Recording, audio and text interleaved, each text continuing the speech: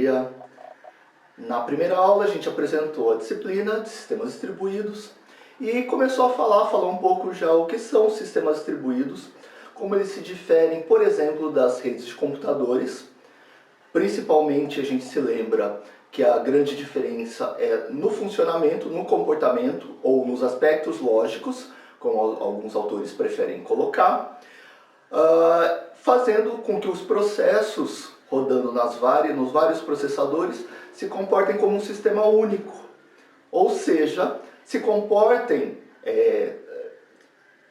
escondam essa distribuição de processamento do usuário, ou seja, de forma transparente, que é o nosso grande tema de hoje, de forma transparente, essa distribuição seja transparente para o usuário, ou seja, partes de processamento que rodem em processadores diferentes, dos dados que podem estar em memórias e com acessos, barramentos, endereçamento diferente, eventualmente, se o sistema operacional, como na maior parte dos casos hoje, não for um sistema operacional distribuído, com espaços de endereçamento diferentes, com sistemas de arquivos diferentes e tudo mais, e ainda assim se comportem de forma coesa, coerente, cooperativa, como um sistema único.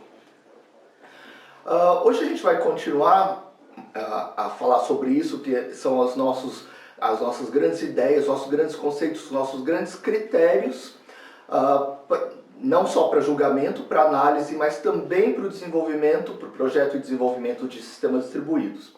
Mas antes, embora hoje já seja sexta-feira, ontem, que também foi sexta-feira, dia 31 de julho, eu estou gravando no sábado, dia 1º de agosto, a gente teve uma reunião, foi a reunião de planejamento do semestre, e uma das recomendações era que a gente fizesse revisões das disciplinas do semestre passado, em particular dos pontos que a gente vai precisar nesse semestre. Então, a partir da semana que vem, a gente vai, talvez por 2 semanas, fazer fazer revisões de alguns pontos, em particular de sistemas operacionais e redes de computadores, que a gente vai precisar bastante durante o semestre. Um ponto que muitas vezes as pessoas vêm me perguntar, algumas pessoas que ainda não fizeram redes de computadores nem sistemas operacionais, se elas poderiam fazer sistemas distribuídos.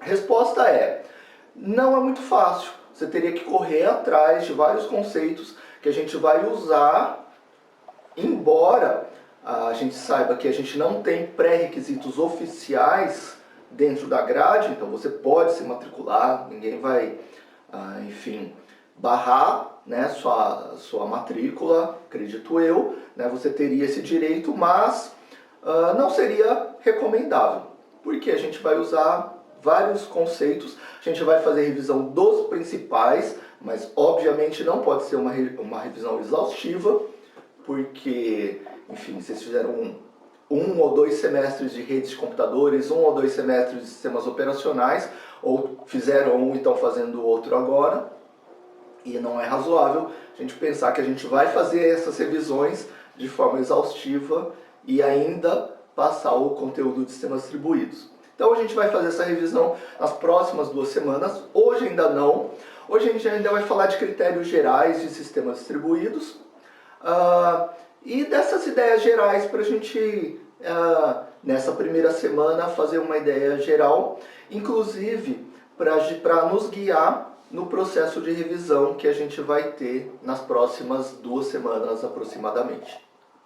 Bom, antes de falar de transparências, a gente vai falar de 2 pequenos pontos para a gente já ir se ligando nas revisões e nos próximos temas. Primeiro, de sistemas distribuídos, que podem ser sistemas distribuídos tempo real. Daí a gente se lembra de algumas redes, de alguns protocolos de redes de computadores que podem facilitar ou não, ou inclusive dificultar a implementação de sistemas distribuídos tempo real. Isso vale não só para protocolos de rede, mas também para escalonadores de sistemas operacionais. A gente sabe, por exemplo, que nos sistemas operacionais, boa parte ou a maior parte dos sistemas operacionais comerciais trazem alguma forma de escalonamento time sharing, ainda que seja com prioridades, etc. Mas não é usual, né? Não é fácil que você tenha sistemas, processos ainda, se a gente pensar em sistemas operacionais não distribuídos, né? Que você tenha processos tempo real nos seus escalonadores. Então, por exemplo, se eu tiver processos tempo real rígidos, ou seja, que eu preciso cumprir, escalonar, né, cumprir aquelas tarefas num tempo assim muito rígido e pequeno, como é que você poderia garantir o escalonamento daqueles processos na hora correta, né, em tempo de realizar as ações?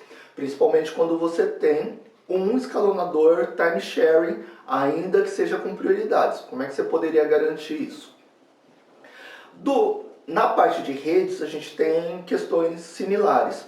Por exemplo, se você tiver numa rede local e no baixo nível, camada de rede, camada de enlace, estou me referindo a isso. Se você tiver um protocolo estocástico, por exemplo, CSMA/CD, as redes Ethernet, etc., ou variações disso aí, né, qualquer tipo de protocolo estocástico, e onde, lembrando a gente vai fazer uma revisão um pouquinho mais detalhada disso, hoje a gente vai lançar ideias sobre esse tema, onde você não pode garantir pior caso. Então, tem uma estação, né, um computador, que quer um processo dentro de um computador, se você preferir assim, que precisa transmitir e tem requisitos de tempo real para transmissão. Então ele precisa transmitir a mensagem e a mensagem tem que chegar no destinatário em ΔT, né, de ΔT em ΔT ou daqui um T qualquer. Como é que você garante isso? Por exemplo, se você tiver numa rede baseada em CSMA/CD, por exemplo, você pode, a estação, né, o computador, enfim, o equipamento pode tentar transmitir, ele pode escutar o meio físico pode estar tranquilo, pode estar desocupado, ele começa a transmissão, mas com corrida, ou seja, ao mesmo tempo, ou mais ou menos ao mesmo tempo, uma outra estação que também queria transmitir, também escutou o meio ao mesmo tempo, ou mais ou menos ao mesmo tempo, viu que o meio estava livre, começou a transmissão e daí as mensagens podem colidir. E daí elas precisam, isso precisa ser detectado, mecanismo, por exemplo, CD lá de detecção de colisão, ele sobe um jamming, né, um sinal de jamming, de congestionamento do meio, e eles vão tentar em tempo estocástico de novo, né, gerar um intervalo de tempo, enfim, probabilístico lá, né, enfim, gerar um número randômico, intervalo randômico para tentar uma retransmissão. Porque, como a gente sabe, se eles tentassem depois de um tempo determinístico, igual, por exemplo, se tivesse duas estações que tivessem o mesmo tempo, os dois vão testar depois de ΔT, tentar novamente depois de ΔT, eles podem eventualmente achar os meios livres, tentam transmitir e novamente daria colisão, esse processo poderia se dar indefinidamente.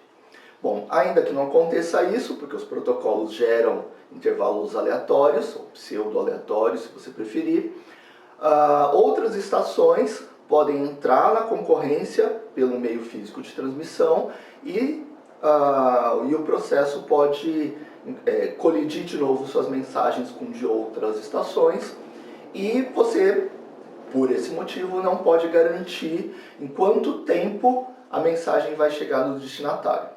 E daí outros protocolos mais no baixo nível, por exemplo, como a gente está falando na camada a camada física e de enlace, às vezes você não está com isso embaixo. Por exemplo, uma rede do tipo token ring, token bus, etc. Bom, então daí a gente já começa a ver algumas dificuldades de implementar sistemas distribuídos em tempo real também, que vêm de, enfim, questões anteriores, né? Por exemplo, o que a gente citou ainda por alto em sistemas operacionais e em redes de computadores. Bom, uma outra questão para a gente pensar é sobre quanto de processamento vai ser feito na máquina local e quanto de processamento vai ser feito na máquina remota. Por exemplo, se a gente estivesse numa organização típica, por exemplo, cliente-servidor, então você desenvolve um sistema, é um grande servidor, ele vai estar lá, sei lá, alojado em alguma máquina, em alguma nuvem, não importa, tá? Servidor, ele pode estar distribuído ou não, enfim, nesse início a gente vai pensar que ele está centralizado. E quanto de processamento vai estar na máquina cliente. Então, o seu cliente vai lá, baixa um aplicativo lá, o seu app, por exemplo, que podia ser um joguinho, um aplicativo qualquer, e quanto de processamento vai estar no processo cliente, quanto de processamento vai estar na máquina servidora. Isso para pensar em dois processos. Bom, a gente tem alguns critérios, a gente vai pensar em alguns critérios também para decidir o que a gente coloca na máquina cliente e o que a gente coloca na máquina servidora, no servidor e no cliente. Por exemplo, uma coisa mais ou menos clara é, se você estivesse num joguinho, as coisas, os processamentos, né, os processos que têm a ver com jogar na tela, por exemplo, com gráficos, eu provavelmente colocaria na máquina cliente. Eu acho que você possivelmente concorde com isso, né, que o processamento é proprietário, talvez tenha a ver com aquela arquitetura lá, e se você fizesse isso num servidor, isso poderia, enfim, levar muito tempo, você poderia ter que transmitir um volume muito grande de dados no seu enlace, né, que não precisa ser físico, obviamente, né, podia ser, enfim, sem fio, em alguma variação disso, e daí isso não seria legal. Então, no grosso modo, a gente tem uma relação que a gente estabelece entre tempo de processamento e tempo de transmissão de dados. E a gente quer maximizar essa relação. A gente quer ter muito tempo de processamento em relação ao tempo de transmissão de dados.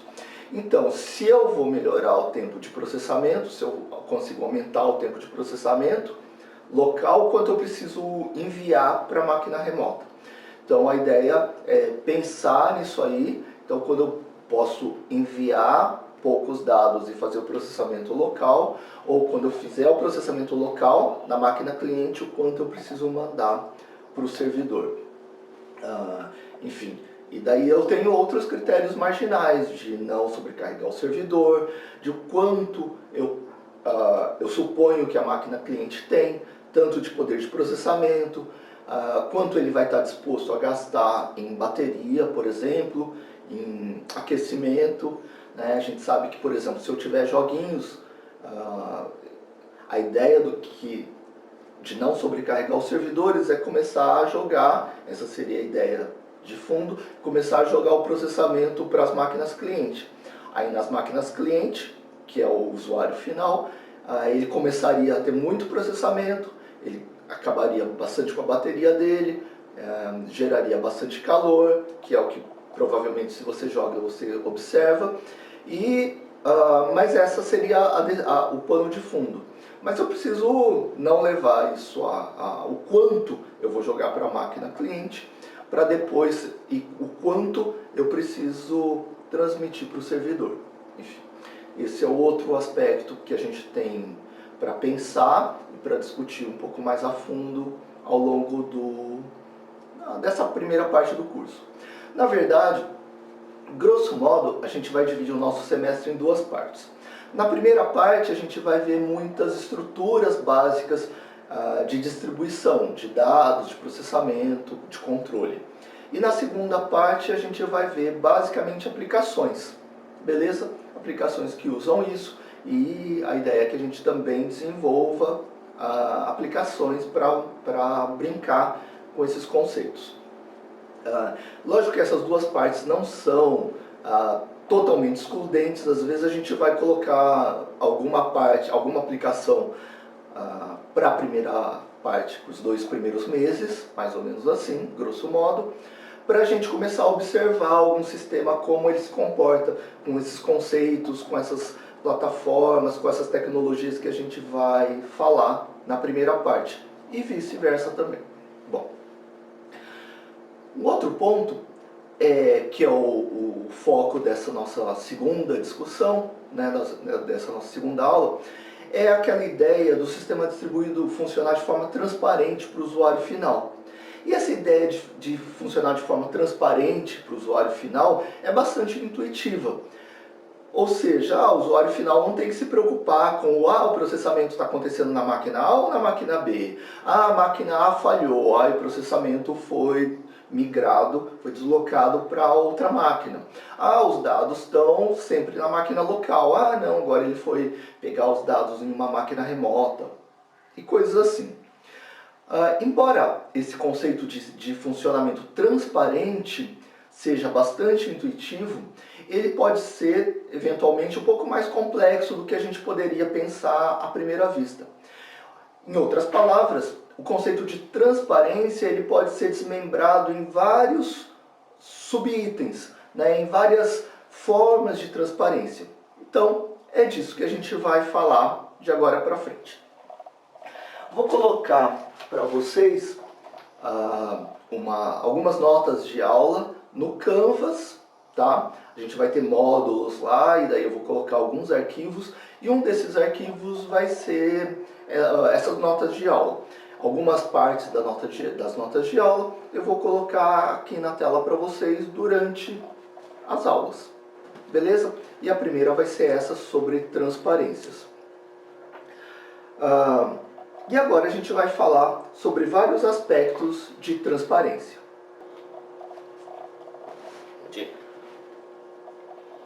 A primeira forma de transparência é transparência quanto ao acesso.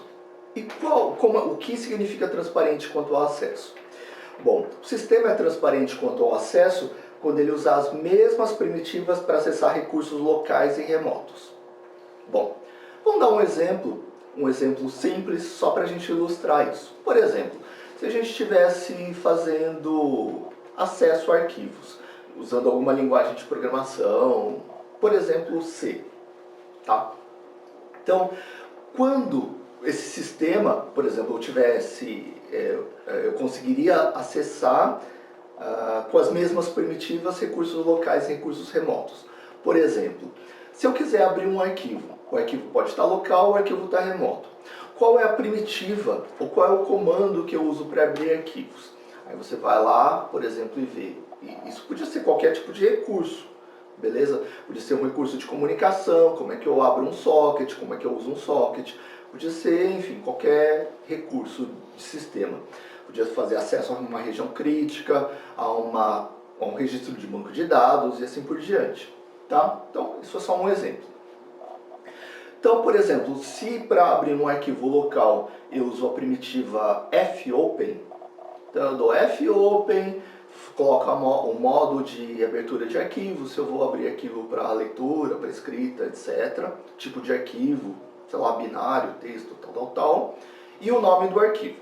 Bom, o nome do arquivo eu coloco, sei lá, c:/meus arquivos/arquivo. Beleza. Aquela primitiva fopen é a mesma que eu vou usar para acessar um arquivo remoto.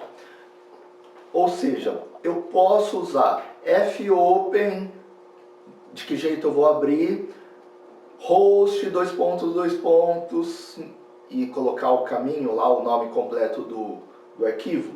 Se sim, eu posso usar essa mesma primitiva, por exemplo, o fopen, para acessar recursos locais e recursos remotos, eu tenho transparência quanto ao acesso.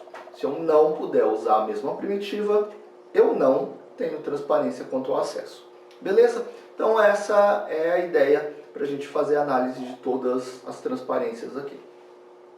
Bom, o segundo critério, o segundo tipo de transparência é a transparência quanto à localização. Transparência quanto à localização quer dizer o quê? Que eu posso mover um recurso entre os nós da rede sem afetar a operação. Por exemplo, suponha que no item anterior eu tenha chegado à conclusão que sim, que eu tenho transparência quanto ao acesso e que eu posso usar o fopen para abrir recursos locais, arquivos no caso, arquivos locais e arquivos remotos. Beleza. Será que esse sistema também é transparente quanto à localização? Por exemplo, Ah, eu coloquei lá, estou abrindo o arquivo C, dois pontos, meus arquivos, barra arquivos, arquivo, beleza? Ah, daí deu um pau aqui no meu HD, ou meu HD encheu, quis migrar o arquivo para outro host, tá? Para um host remoto. Eu continuo tendo acesso a ele? Então, quando eu for executar o fopen, C dois pontos, meus arquivos, barra arquivo, eu vou continuar abrindo o meu arquivo? Se sim, ele vai ser transparente quanto à localização. Se ele não achar o meu arquivo, ele não vai ser transparente quanto à localização. E daí, eu dei esse exemplo de sistema de arquivos, que possivelmente seja um exemplo que você já conheça de sistemas operacionais, exatamente para a gente diferenciar essas duas transparências mais, enfim, simples talvez, em sistemas que a gente já conhece, tá? Então, por exemplo, quando lá em sistemas de arquivos você fazia uma estrutura de nomes, um espaço de nomes, e para fazer um naming, o que era fazer um name mesmo? É transformar o nome do arquivo em onde ele está armazenado fisicamente, por exemplo, no dispositivo lógico, nas trilhas, setores, etc. Né? Qual o setor, grosso modo, né? O endereço do setor e da lista de setores que compõem o arquivo. Então, essa estrutura, esse processo de naming ou de nomeação do arquivo, como é que ele funciona? Então, se ele vai conseguir os dois, por exemplo, se o sistema de arquivos, né, ou o sistema operacional, enfim, se você estiver falando do sistema operacional distribuído, se ele tem, por exemplo, um sistema único de nomes, beleza? Então, se ele tiver um sistema único de nomes, ele vai conseguir, por exemplo, as duas primeiras formas de transparência. Se não, ele vai conseguir no máximo a primeira, usualmente no máximo a primeira, beleza? Tá? Então, tem a ver bastante com sistemas de arquivos. Bom, uma terceira forma de transparência é transparência quanto à concorrência. E daí, o que significa um sistema ser transparente quanto à concorrência? Quando ele usa o mesmo mecanismo de controle de acesso para concorrência sobre recursos. Então se você tem um recurso, que pode ser um canal de comunicação, pode ser um dado, um conjunto de dados, pensa, por exemplo, em sistemas operacionais, quando você queria acessar uma região crítica.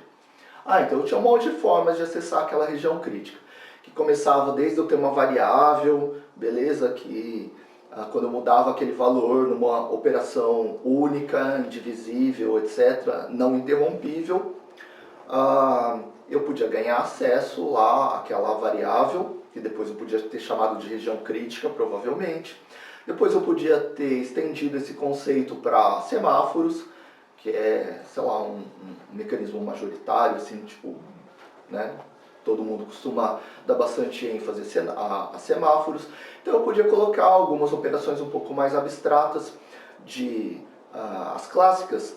Normalmente, talvez eu possa ter visto com esses nomes de P para acessar a região crítica, e P envolve essa mesma operação similar à anterior, mas de decrementar o valor do semáforo, e se o semáforo estiver em zero, aí o processo não tem acesso, ele fica dormindo lá até ele receber algum sinal para acordar, e daí ele poder tentar acessar a região crítica de novo.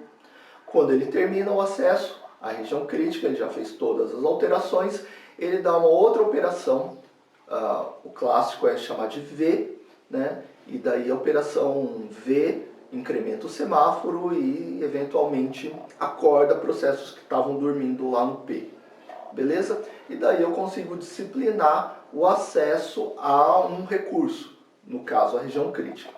Se eu quiser, caso dos semáforos, por exemplo, poder deixar até K processos acessarem a região crítica ao mesmo tempo, eu posso inicializar o valor do semáforo associado àquela região crítica em K. Então, o primeiro processo faz o semáforo é igual ao semáforo menos 1, como ele foi inicializado com K, ele passa a valer K menos 1 e acessa. O segundo processo decrementa de novo, o semáforo passa a valer K-2, ele acessa e assim por diante, até K processos entrarem. Se um outro processo K-1 mais 1, tentar acessar, daí ele já vai encontrar o semáforo com valor 0 e não vai conseguir acesso à região crítica. Um outro mecanismo bastante clássico de controle de concorrência são os monitores, beleza? E no nível um pouquinho mais acima, as transações. Então as transações, por exemplo, em banco de dados, talvez você tenha visto em banco de dados. Então quando eu vou acessar, fazer alguma mudança, então normalmente controle de concorrência, como a gente sabe, normalmente é associado a processos escritores, né? Processos leitores, normalmente a gente pode deixar eles acessarem em paralelo. Quando eu tenho um processo escritor, eu paro a entrada de todos os processos leitores. Quando todos os processos leitores terminarem de ler, daí eu dou acesso a processos escritores. Ou, no caso mais simples, a um processo escritor de cada vez. Beleza. Né? A gente acabou de falar que no caso dos semáforos eu poderia dar acesso a K processos. Beleza? Se eu conseguir, por exemplo, dividir cada processo para um recurso. Tá? Bom, como a gente falou, a gente vai voltar a falar nisso, a rever esses itens que a gente vai usar bastante. No caso ainda das transações, normalmente associadas a bancos de dados, mas, enfim, o controle de concorrência é mais genérico que isso, né? Então, se você quer escrever em algum registro, por exemplo, pensa num banco de dados relacional. Você quer escrever em algum registro, aí você, ou em alguns registros, daí você, para fazer isso, você dá um begin transação, que é o equivalente à operação P dos semáforos, e daí você pode dar um lock. E esse lock pode ter várias granularidades. Você poderia dar um lock no caso mais geral no banco de dados todo, na tabela toda. Você pode dar um lock no registro, você pode dar um lock só nos atributos que você quer alterar, enfim. Aí ele é equivalente, portanto, à operação P. Então você dá o lock, eu vou chamar de lock no registro, mas a gente já sabe que isso, né, eu posso estar me referindo a granularidades diferentes, tá bom? Então você dá o lock nos registros que você vai precisar e daí faz todas as modificações que você precisa. Quando você terminar, você dá um end transação, também conhecido como commit, ou confirmação, não sei, enfim, como você viu, commit, legal, e daí o commit é que vai confirmar a transação e que vai efetivamente realizar as alterações nos registros. De boa?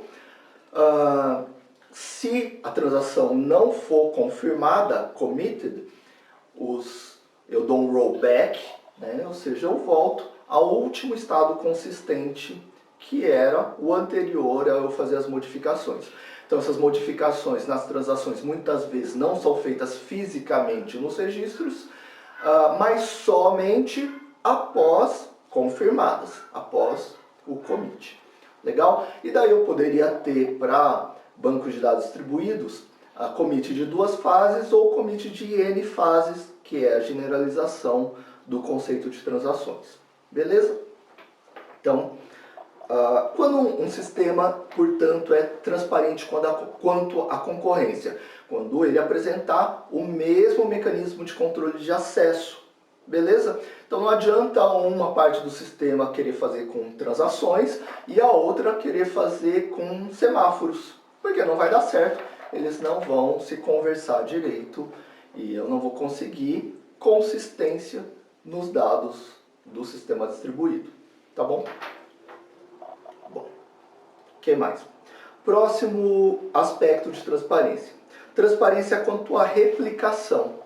Então, quando um sistema é transparente quanto à replicação? Quando você não sabe com que cópia você está lidando. Por exemplo, a maior parte dos sistemas em nuvem, por exemplo, os Google da vida, Google File System, né, e que dá suporte às aplicações do tipo, sei lá, seu e-mail, Gmail, né, e-mail da Google, sei lá. Os arquivos no GFS, no Google File System, eles têm pelo menos 3 cópias, 3 réplicas, né, em locais físicos diferentes para aumentar a tolerância a falhas, disponibilidade, esse tipo de coisa. Bom, então pelo menos 3. Você não sabe com que cópia você está lidando. Então a gente, usuário final, às vezes pode estar acessando a cópia mais próxima, que é o caso default, né? Então o sistema também, um dos critérios para a instalação das réplicas é colocar mais próximos aos clientes, né? Aos acessos majoritários do cliente. Então, por exemplo, no servidor São Paulo, por exemplo. Aí, então, majoritariamente eu vou estar acessando lá. Bom, depois a gente vai ver que como o servidor é uma figura assim mais abstrata, na verdade os servidores vão ser clusters pequenininhos, em última instância máquinas pequenas, tipo PCs. E daí, por exemplo, os HDs, né, daquele repositório onde está a nossa informação, o nosso arquivo, pode ter dado falha. E daí aquilo lá eu posso ter que acessar em outras cópias. Então, transparência quanto à replicação é o usuário não saber com que cópia ele está lidando. Então ele foi redirecionado a outras cópias. Isso vale não só para dados, mas também para processadores, né, para tarefas, para processos. Eu não sei com que cópia eu estou lidando, né, qual cópia, qual réplica está me processando os meus dados. Bom, próximo aspecto de transparência. Transparência quanto à falha. Então, bom, falhas, como a gente também sabe, elas podem ser de vários tipos. Basicamente, eu posso ter falhas de hardware, falhas de software e falhas de comunicação. Então, sempre que eu for analisar transparência quanto a falhas, eu vou tentar dividir, primeiro, grosso modo, nesses 3 tipos de falhas. Posso ter tido falhas de hardware, e daí, por exemplo, sei lá, meu HD quebrou, meu processador deu um problema, sei lá. De software, tinha algum bug, ou alguma situação, erro, alguma exceção não tratada, sei lá. Então, alguma falha de software. E falha de comunicação. Sei lá, caiu o meu enlace de comunicação, ou eu tenho um roteador intermediário lá que está, sei lá, está com um monte de atraso, está com uma fila muito grande, e daí ele está demorando para rotear minhas mensagens, coisas assim. Então, falhas, ou ele está tendo algum problema e ele está induzindo a erros na minha mensagem, então ela está chegando, quando eu faço checksum, aí está dando erro, né, nas mensagens que vêm por algum trajeto, enfim, beleza? Então, quando um sistema é transparente quanto a falhas, os vários tipos de falha. Quando as tarefas passam a ser executadas em outro nó, principalmente no caso de falha de processamento, a partir do mesmo ponto de processamento, ou instâncias da mesma tarefa em nós diferentes. Beleza? Então aqui tem um exemplo de como a gente pode encarar transparência quanto a falhas. Então se eu tiver falhas de processamento, aí é importante, quando ele for transparente de verdade, o processo passa a ser executado em outra máquina, mas não apenas isso, mas do mesmo ponto onde ele tinha sido interrompido, onde a falha teria ocorrido.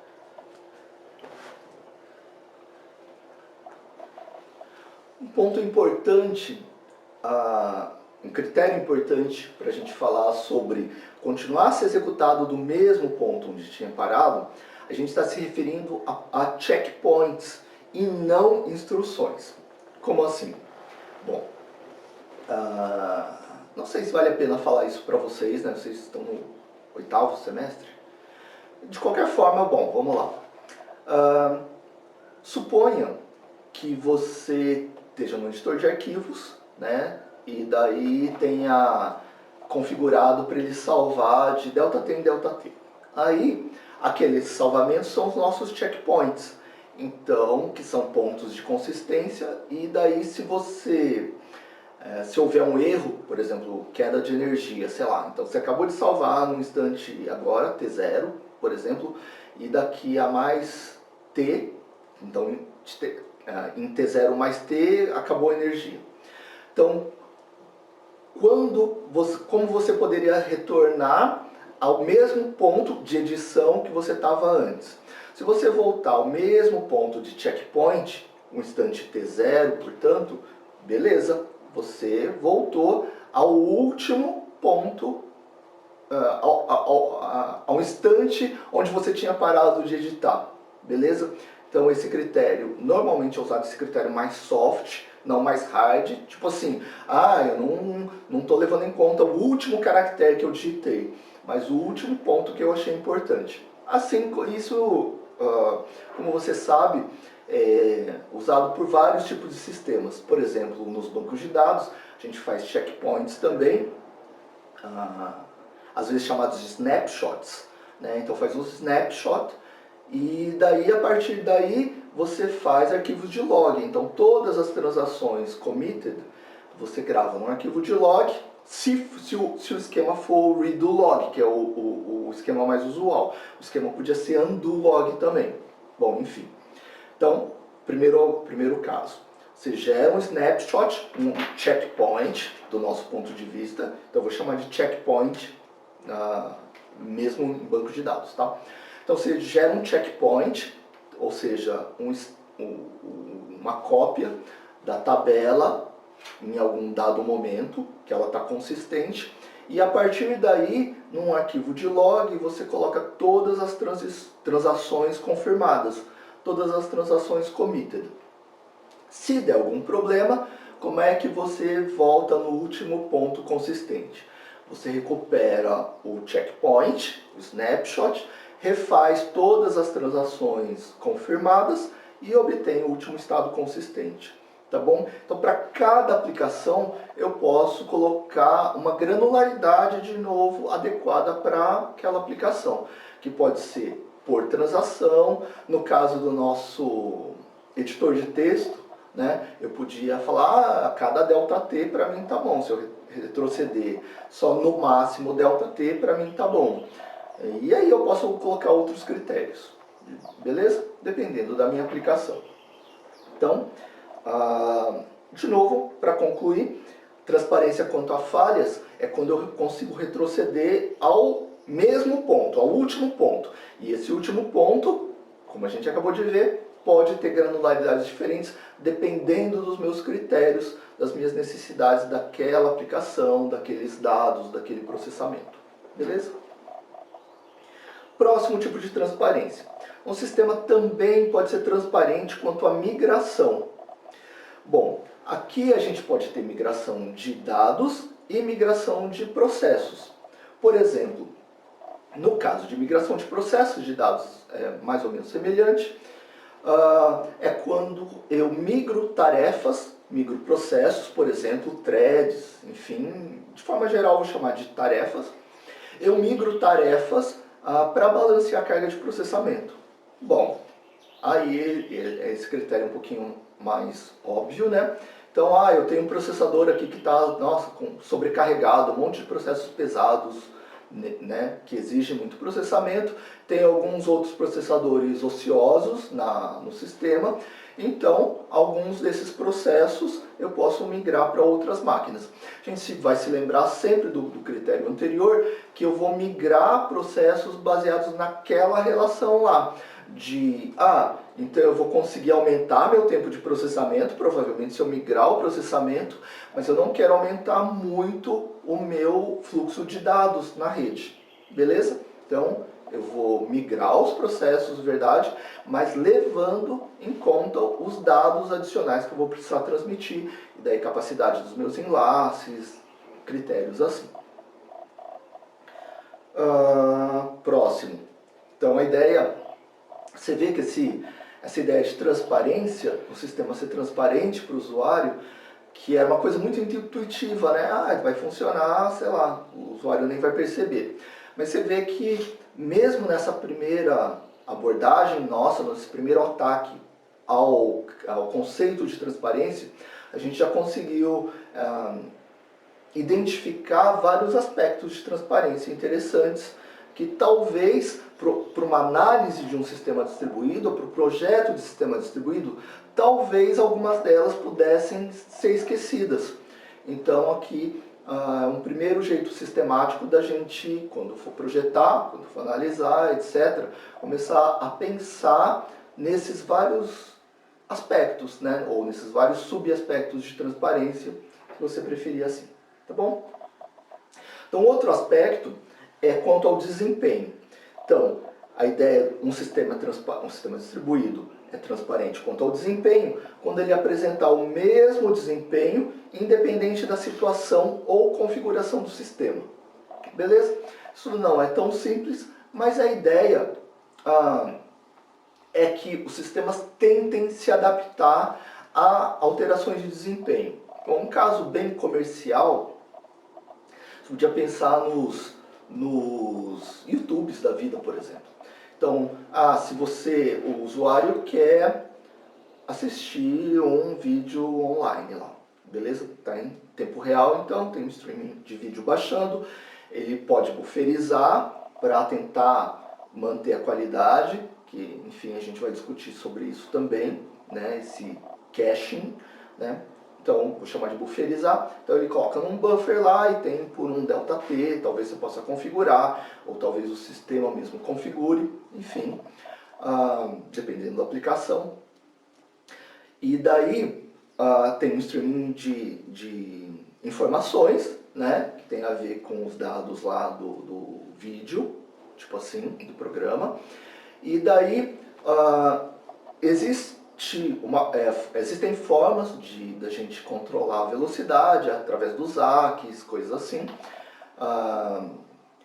Aliás, você sabe que protocolo eles usam de transporte? Normalmente eles usavam o UDP, né? Depois eles fizeram uma reimplementação do TCP com isso. Queria que vocês me falassem sobre esse uso, sobre essa escolha do protocolo de transporte para fazer transmissões em tempo real. Abrindo um pequeno parênteses aqui, só para, sei lá, despertar algumas lembranças de vocês sobre redes. E vamos pensar nos protocolos, não só do controle de fluxo, né, de sliding windows, por exemplo, janelas deslizantes. Enfim, depois você comenta para ver como você viu, né, enfim, se foi um desses dois termos, ou se eles usaram uma tradução diferente, enfim, não sei. Ou, por exemplo, no caso do UDP. Então, e também do controle de sequência, tá bom? Então, do controle de fluxo e do controle de sequência. Então, esses dois mecanismos nos protocolos de transporte ocorrem juntos ou simplesmente não ocorrem. Então, a primeira ideia, e daí eu quero que você conteste, que você explique para mim, enfim, o que mais existe nessas duas tecnologias, nesses dois protocolos que vocês já viram. E a minha discussão, a minha pergunta é, por que será que eles usavam o UDP, depois eles passaram para TCP, mas não TCP convencional? Eles reimplementaram com algumas funcionalidades deles, de necessidade deles. E quais seriam essas necessidades? Quais seriam as alterações que eles tiveram que fazer no TCP para rodar legal, já que todo mundo é usuário de alguma coisa do tipo Netflix, YouTube ou coisa assim. Tá, bom. Então eu vou fazer uma pequena descrição limitada assim, tá? Para você poder contestar e para você poder me explicar outros detalhes e responder a nossa pergunta. Bom, a ideia do TCP e do DP lá é que eles estão na camada de transporte e uma das funcionalidades é garantir a segurança da comunicação fim a fim entre quem está se comunicando, por exemplo, quem está enviando a mensagem e quem está recebendo a mensagem, fim a fim, e não entre os intermediários lá, os roteadores da vida, etc. Beleza. Bom, uma das coisas que o TCP faz é um monte de controles, né? E para fazer esses controles ele tem um tempo para isso que são aqueles handshakings que ele faz para estabelecer a conexão. Todo mundo se lembra disso. Então ele faz um handshaking lá, ele negocia alguns parâmetros, ele fala lá do, sei lá, do número de sequência, né? Estabelece um número de sequência para começar a conexão, enfim, faz algumas coisas naquele handshaking dele, estabelece a conexão, e daí começa, eu falei do número de sequência, que é uma das coisas, para fazer o controle de sequência dos quadros. Então, a mensagem toda é dividida em pedaços. Nessa parte da camada de protocolos, eu vou chamar de quadros, né? Eu sei que muita gente chama de pacotes, mas eu vou guardar pacotes para falar das camadas de cima, da camada de aplicação e tal. Aqui, nas camadas intermediárias, de transporte em particular, vou chamar de quadros mesmo, que é a tradução que eu vou usar de frames. Talvez você tenha visto com alguma outra tradução, tá? Aí comenta para eu saber. Aí eu tento adequar a tradução para o que você possa ter usado. Legal. Então daí, suponha que ele gerou o número aleatório 1, tá? Para primeiro quadro, isso para facilitar o nosso exemplo. Então, o primeiro quadro vai ser 1, o segundo quadro vai ser 2, o terceiro quadro vai ser 3, etc. E daí o receptor, vou chamar de cliente, o receptor vai confirmando lá, aqui do quadro 1, aqui do quadro 2, etc.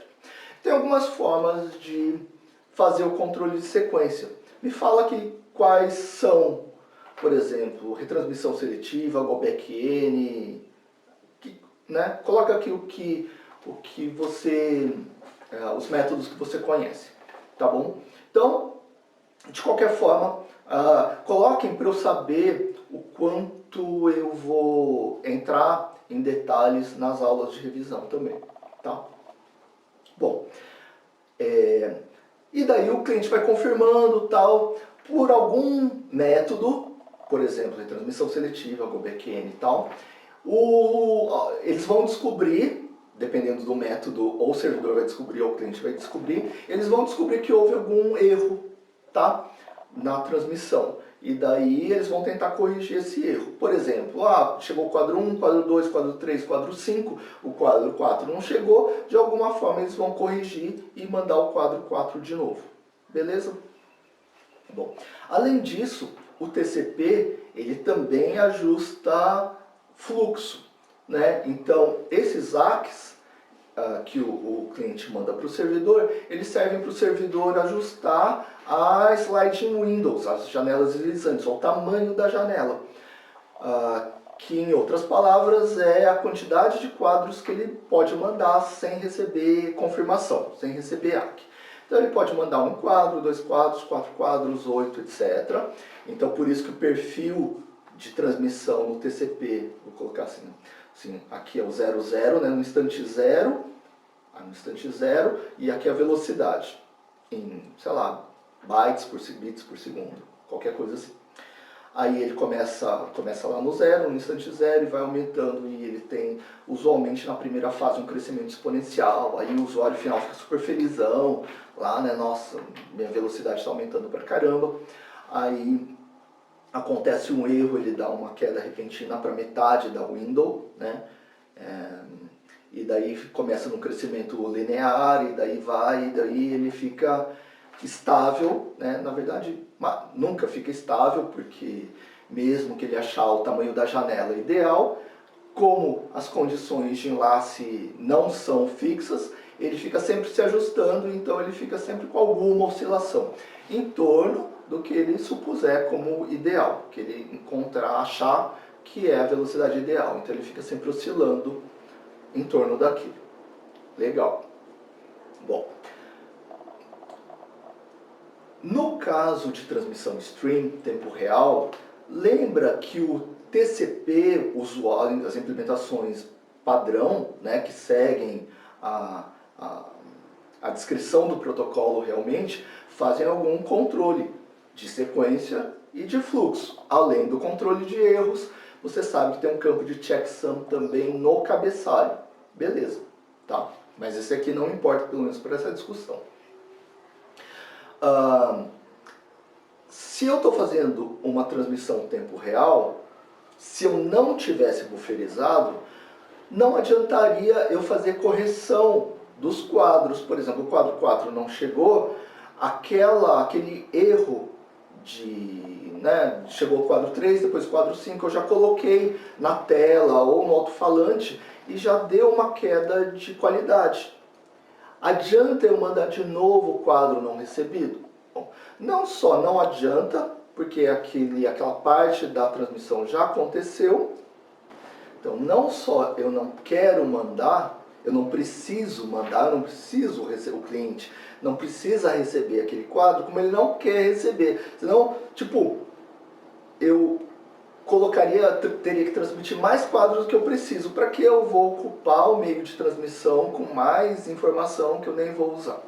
Bom, daí a ideia foi, então, que era a ideia comum até um tempo atrás, era que se eu tivesse transmissões em tempo real, né, tipo voz sobre IP ou imagem, né, tipo videoconferência, coisa assim, esse tipo de transmissão stream, né, de vídeo, por exemplo, podia ser de voz também, tempo real, eu poderia usar o DP, ou eu deveria usar o DP. Então, por quê? Porque o DP, embora ele tenha controle de erro também no quadro dele você se lembra que eu tenho um campo de checksum também, mas ele não faz nem controle de sequência, nem controle de fluxo. Na verdade, ele nem estabelece a conexão. Então ele não faz essa negociação, ele já começa a transmissão, ele não tem esse tempo, esse custo computacional de estabelecer a conexão. Né? E você sabe que o custo do TCP não é baixo, que ele não faz um simples handshaking, né? Handshaking de uma via só. Enfim, ele é um pouquinho mais, ele não é tão complexo, mas ele é um pouco mais complexo que isso. De fazer só ok, tudo bem para você, tudo bem, e já começar. Então, normalmente, há um tempo atrás, pelo menos, normalmente faria via UDP. Então, eu vou mandando os quadros vão chegando, a maior parte dos quadros vai chegar, ainda mais com redes como a gente tem cada vez mais, mais rápidas, menos sujeitas a erros, etc. Então, mando via UDP, eu não tenho esse custo de controle, nem de estabelecimento de conexão, nem de controle ao longo do tempo, né, de processamento, de fazer os repositórios, né, no caso do TCP, que ele gera, por exemplo, dependendo do método de controle, arquivos temporários, por exemplo, que você conhece, ou outro tipo de bufferização, eu não preciso ter esse custo, né, no UDP. Mas alguns sistemas têm voltado para o TCP, mas não o TCP puro, porque não atende ao que eles querem, né, às necessidades desse tipo de aplicação. Então, quero que você me diga o que eu precisaria alterar nas implementações TCP usuais e fazer uma implementação proprietária minha, ou eu gerar um novo padrão para fazer esse tipo de transmissão, o que teria que ter esse padrão diferente da implementação TCP, por exemplo. Beleza? Legal? Gostaria que vocês me contassem um pouco sobre isso. Um outro item, o último item dessa primeira divisão alto nível sobre aspectos de transparência no sistema distribuído, é a transparência quanto à escala. Esse é um tipo de transparência assim, muito em voga comercialmente, né? A tal da escalabilidade, né? Que, sei lá, enfim, uma coisa que todo mundo fala também nível de usuário. A transparência quanto à escala tem a ver com desempenho proporcional ao volume de recursos. Então a ideia é que se eu dobro a capacidade de processamento, eu também teria um aumento, teria o dobro de processamento e, em tese, eu conseguiria fazer as coisas na metade do tempo. A gente sabe que isso aqui, desde a arquitetura lá, seria uma inferência bem, sei lá, inocente talvez, né? E a gente sabe que não é isso que acontece, mas a ideia da transparência quanto à escala, um sistema seria realmente transparente quanto à escala quando tivesse isso. se eu preciso de, se eu tenho o dobro de clientes, eu poderia, em tese, atender o dobro de clientes, dobrando o meu poder de processamento e dobrando a minha capacidade de comunicação. Então, se eu tivesse o dobro da capacidade de comunicação e o dobro do poder de processamento, em tese, eu teria resolvido meus problemas quanto à escala.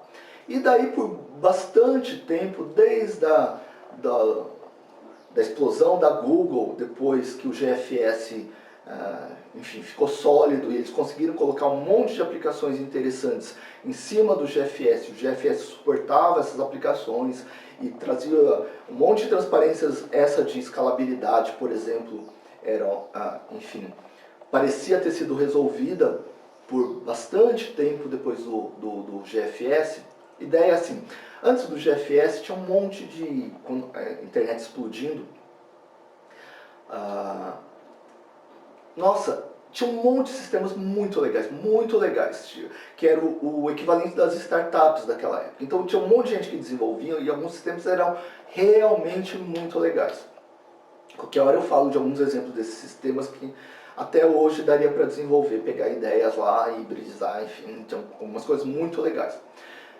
E os sistemas começaram a bombar, todo mundo usar. Só que daí quando muita gente começava a usar, o sistema começava a ficar lento. Se lembra do modelo cliente-servidor majoritário, até hoje, né? Enfim, mas naquela época até muito mais. Então, a arquitetura majoritária, então tem um monte de clientes mandando requisições para o servidor, tinha uma hora que o servidor não conseguia atender todo mundo, e daí os clientes começavam a ter que esperar muito, ou davam timeout, etc. E daí os usuários se cansavam daquele sistema, embora naquela época a gente tivesse muito mais paciência do que hoje.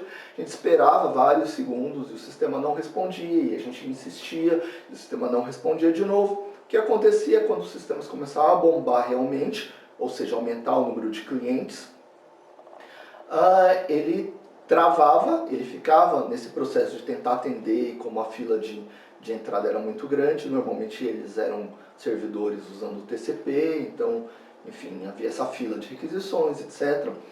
E daí, mesmo sendo mais pacientes, os usuários falavam, não quero mais esse sistema, não consigo usar, e assim abandonavam. Até que o GFS fez o advento do GFS, solidificação dele, parecia que esses problemas de escalabilidade estavam mais ou menos resolvidos. Então, por bastante tempo a gente pensava assim, eu vou fazer um sistema, se ele começar a bombar, coloco na nuvem, se ele começar a bombar, aumento o meu poder de processamento, meu contrato lá, né? Tem a ver com poder de processamento e capacidade da rede, basicamente. Então aumento meu contrato lá e resolvo meu problema. E começo a atender, em vez de atender tantos clientes, atendo 10 vezes 10 ou 1000, ou quantas vezes o que eu tinha num certo T0. Mas, pouco mais recentemente, você deve ter acompanhado, talvez eu tenha até jogado alguns desses jogos tipo Pokémon GO, né? Então você se lembra talvez que era um lançamento super esperado, e daí quando o jogo foi lançado, ele não foi lançado mundialmente. Ele foi lançado em alguns lugares, no Japão, nos Estados Unidos, em alguns lugares da Europa, Austrália, etc. E ele teve um grande problema de escalabilidade. Talvez você se lembre que nossos projetistas ficaram loucos lá, as equipes ficaram loucas, porque o sistema não suportava o número de usuários, o número de acessos, né? Que era uma questão que parecia ter sido mais ou menos resolvida. E daí, tanto que eles diminuíram um monte de funções, eles adiaram o lançamento em um monte de países, e teve um monte de problemas assim. Em particular, que tem a ver com a concorrência que a gente falou, a concorrência, a escrita concorrente aos dados. Então eu queria que você visse ou nele, ou em outros joguinhos, por exemplo, que você possa jogar. Escreva aqui, mande aqui os joguinhos que você jogue ou tenha jogado nos últimos anos, por exemplo, na época de faculdade ou no fim do ensino médio, porque daí eu dou alguns exemplos, se eu conhecer, sobre esses jogos. Bom, mas sobre a concorrência ainda, pensa uma questão que aconteceu logo no comecinho do Pokémon, que até um veterano de vocês postou numa dessas redes sociais, no Facebook na época. Ele falou assim, nossa, apareceu um Pokémon raro, isso no primeiro dia talvez, no primeiro ou no segundo dia, acho que no primeiro dia.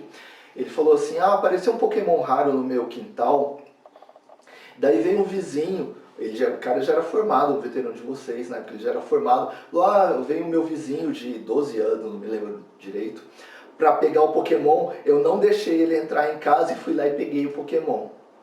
Que era a ideia da escrita no Pokémon. Então, por exemplo, se tem um Pokémon aqui, se eu pegar o Pokémon não vai ficar disponível para o meu vizinho. Essa era a primeira ideia.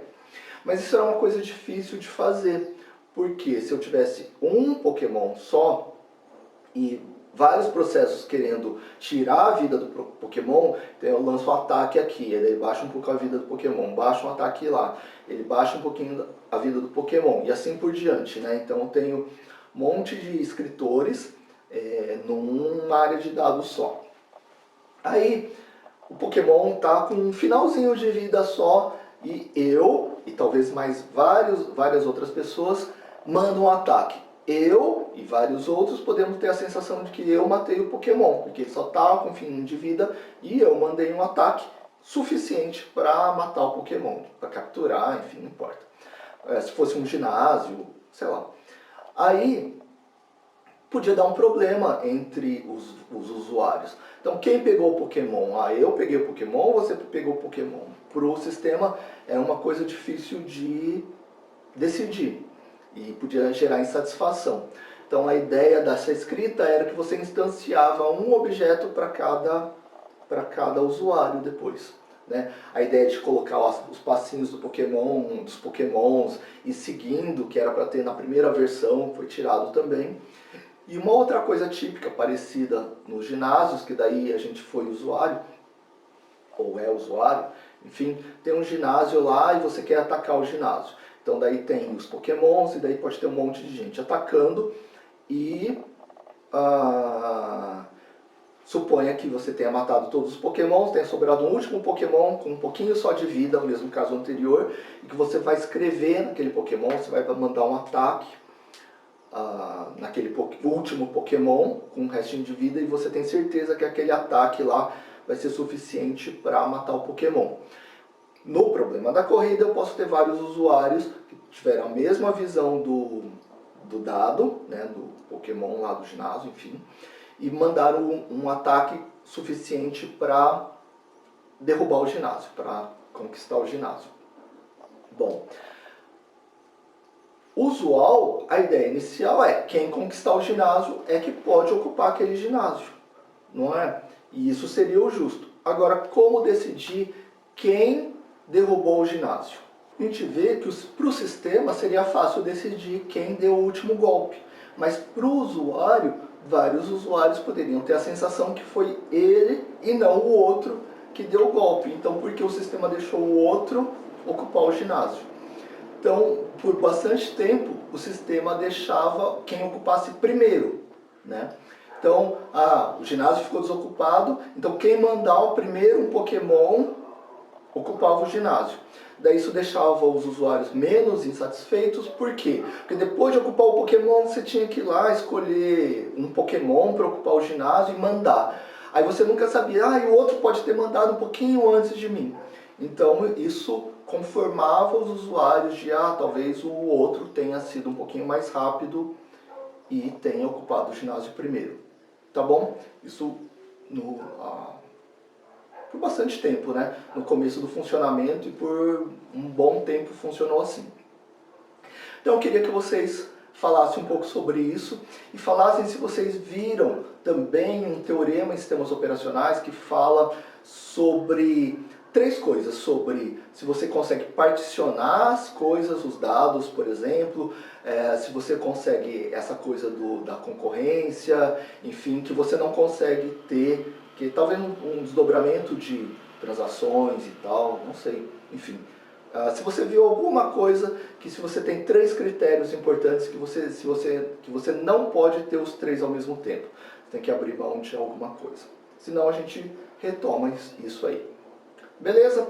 Então isso foi isso por hoje. Hoje a gente falou de um pouco mais dos sistemas distribuídos, falou daquele critério básico lá da relação entre tempo de processamento e tempo de transmissão de dados, que a gente tenta maximizar essa relação como pano de fundo. Então, quando a gente for escolher principalmente onde a gente vai colocar os dados e onde a gente vai colocar o processamento, a gente vai pensar nessa relação e, em particular, a gente começou a falar, delinear esse critério de fundo de o sistema distribuído tem que ser transparente para o usuário final, mas transparência tem a ver com um monte de critérios, de requisitos, de características. E daí foi falando de vários critérios de transparência, dando alguns exemplos, e daí começando a associar com algumas outras coisas que vocês conhecem, de várias outras áreas, por exemplo, de sistemas operacionais, de redes de computadores, de bancos de dados, e assim por diante. Beleza?